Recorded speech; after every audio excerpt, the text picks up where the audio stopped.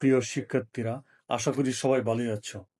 আজকে আমরা সমীকরণ পদ্ধতিতে ডেবিট ক্রেডিট নির্ণয়ের সূত্র জানব।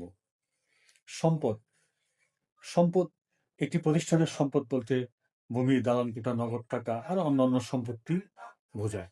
সম্পদ সর্বদাই ডেবিট জেড দেখায়, অর্থাৎ ডেবিট ব্যালেন্স দেখায়। তাই সম্পদ সম্পদ বৃদ্ধি পেলে ডেবিট হবে, সম্পদ হ্রাস পেলে ক্রেডিট হবে।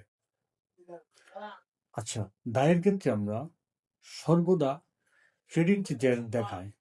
দায় সর্বদা ক্রেডিট জেড দেখায়। তাই দায় হ্রাস পেলে ডেবিট হয়, দায় বৃদ্ধি পেলে ক্রেডিট হয়। মূলধন সর্বদা ক্রেডিট জেড দেখায় বলে মূলধন হ্রাস পেলে ডেবিট হবে, মূলধন বৃদ্ধি পেলে ক্রেডিট হবে। আয় সর্বদা ক্রেডিট জেড দেখায় বলে আয় হ্রাস পেলে ডেবিট হয়, আয় বৃদ্ধি পেলে ক্রেডিট হয়। ব্যয় অর্থাৎ এক্সপেন্স সর্বদা ডেবিট জেড দেখায় বলে বৃদ্ধি পেলে ডেবিট হয়, হ্রাস পেলে ক্রেডিট হয়। উত্তোলন সর্বদা ডেবিট জেড দেখায় বলে বৃদ্ধি পেলে ডেবিট হয়, উত্তোলন হ্রাস পেলে ক্রেডিট হয়। চলো একটি উদাহরণে যাই।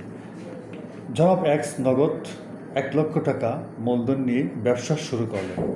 এক্ষেত্রে এ বৃদ্ধি অর্থাৎ নগদ টাকা বৃদ্ধি পাবে, ডেবিট হবে, মূলধন বৃদ্ধি ক্রেডিট হবে, অর্থাৎ নগদান হিসাব ডেবিট, মূলধন হিসাব ক্রেডিট।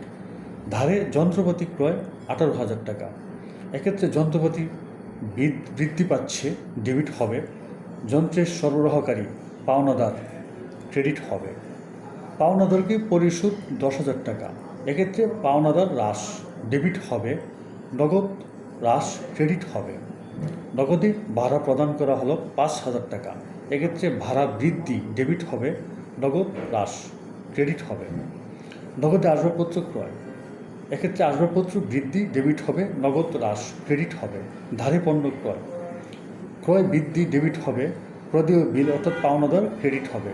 মালিক ব্যক্তিগত ব্যবসায়ীর ঋণ পরিশোধ করেন 8,000 টাকা।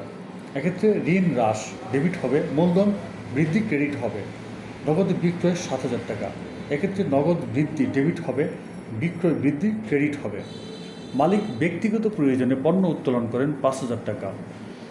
উত্তোলন বৃদ্ধি, ডেবিট হবে, পণ্য ক্রয় হ্রাস ক্রেডিট হবে। ধারে পণ্য বিক্রয় 25,000 টাকা। এক্ষেত্রে প্রাপ্য হিসাব অথবা দেনাদার বৃদ্ধি, ডেবিট হবে, বিক্রয় অথবা বৃদ্ধি ক্রেডিট হবে।